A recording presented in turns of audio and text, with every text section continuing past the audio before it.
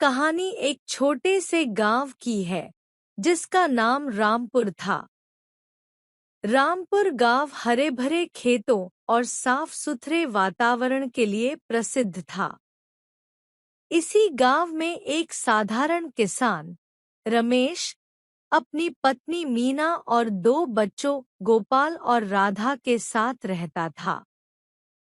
रमेश के पास एक छोटा सा खेत था जो उसकी आजीविका का एकमात्र साधन था। वह बहुत मेहनती और ईमानदार व्यक्ति था, लेकिन उसकी मेहनत के बावजूद उसकी फसल ज्यादा अच्छी नहीं होती थी। रमेश दिन-रात खेत में काम करता। गर्मी हो या सर्दी, बरसात हो या सूखा, वह कभी भी मेहनत करने से पीछे नहीं हटता था। उसके खेत की मिट्टी पथरीली और बंजर थी, जिसकी वजह से फसल कमजोर रहती थी। गांव के दूसरे किसान, जिनके पास ज्यादा उपजाऊ जमीनें थीं, अच्छी फसलें उगाते और उन्हें बेचकर मुनाफा कमाते। रमेश के लिए यह देखना बहुत दुखदाई था, क्योंकि वह जानता था कि उसकी मेहनत किसी से कम नहीं है। फिर भी वह हिम्मत नहीं हारता और सोचता कि एक दिन उसकी भी मेहनत रंग लाएगी। एक दिन गांव में एक साधु आए। साधु का चेहरा तेज से दमक रहा था और उनके व्यक्तित्व में एक अलग ही आकर्षण था। गांव के लोग उनके पास जाकर आशीर्वाद लेते और अपनी समस्याओं का समाधान पूछते।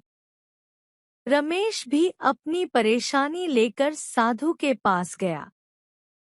उसने साधु को अपनी कठिनाइयां बताईं और कहा, बाबा, मैं बहुत मेहनत करता हूँ, लेकिन फिर भी मेरी फसल अच्छी नहीं होती। आप ही कोई उपाय बताइए। साधु ने मुस्कुराते हुए रमेश से कहा, बेटा, तुम्हारे खेत के नीचे एक गड़ा हुआ खजाना है। अगर तुम मन से मेहनत करोगे तो तुम्हें वह खजाना मिल जाएगा। रमेश को साधु की बातों पर पहले तो विश्वास नहीं हुआ, लेकिन फिर उसने सोचा, अगर खेत के नीचे सच में खजाना है तो क्यों न उसे खोजा जाए। अगले ही दिन से रमेश ने अपने खेत की खुदाई शुरू कर दी। वह रोज सुबह से शाम तक खेत में मेहनत करता, पत्थर निकालता और मिट्टी को साफ करता। उसकी मेहनत देख गांव के लोग भी हैरान थे। वे सोचते थे कि रमेश पागल हो गया है, जो यूं ही खेत खोदने में लगा हुआ है। रमेश ने बिना रुके कई महीनों तक खेत की खुदाई की। उसने अपने खेत की मिट्टी को अच्छी तरह से जुताई की, सभी पत्थरों और कंकड़ों को निकाल दिया और जमीन को उपजाऊ बनाने के लिए खाद भी डाली। धीरे धीरे उसकी मेहनत रंग लाने लगी। अगले मौसम में उसने गेहूं की बुवाई की। जब फसल तैयार हुई तो उसकी फसल गांव के सभी किसानों की फसलों से ज्यादा हरी भरी और घनी थी। रमेश की मेहनत का फल मिल गया। गांव के लोग भी यह देखकर हैरान रह गए कि रमेश की फसल इतनी अच्छी कैसे हुई। सभी लोग उसकी प्रशंसा करने लगे और उससे अपने खेतों के लिए सलाह मांगने लगे। एक दिन रमेश को अचानक समझ में आया कि साधु की बातों का असली मतलब क्या था।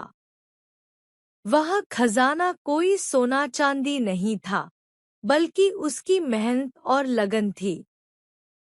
अगर वह मेहनत करता रहेगा तो उसकी फसलें हमेशा अच्छी होंगी और वह अपने परिवार के साथ सुखी जीवन बिता सकेगा। रमेश ने यह सीखा कि असली खजाना मेहनत, ईमानदारी और धैर्य में छिपा होता है। उसने गांव के लोगों से कहा, हमेशा याद रखो, मेहनत का फल मीठा होता है। अगर हम सच्चे मन से मेहनत करें तो हमें कभी हार का सामना नहीं करना पड़ेगा। इस तरह रमेश की कहानी गांव के लोगों के लिए एक प्रेरणा बन गई और उन्होंने भी अपने जीवन में मेहनत और ईमानदारी को अपनाया। रमेश ने साबित कर दिया कि मेहनत और लगन से किसी भी कठिनाई को पार किया जा सकता है और यही असली खजाना है।